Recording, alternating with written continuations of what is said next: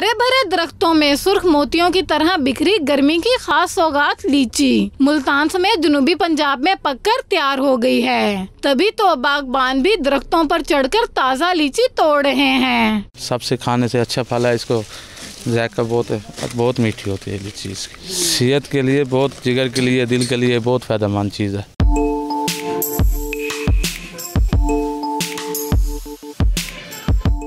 लीची की मशहूर इकसाम गोला, कलकत्ती, अमृतसी और बीदाना है। गोला लीची सबसे पहले पककर तैयार होती है और खाने में भी मजेदार है। 10-12 घंटे पानी लगता है इसको, फिर पानी से पक दिया है। खाने में जबरदस्त है और गोला भी जबरदस्त है, अमृतसी भी जबरदस्त है, कलकत्ती और बीदाना।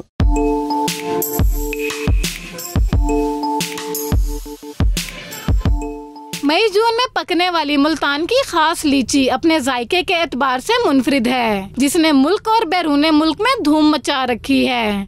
सब्ज़ो सुर्ख फल लीची ना सिर्फ खाने में लजीज है बल्कि सेहत के लिए भी बेहद मुफीद है।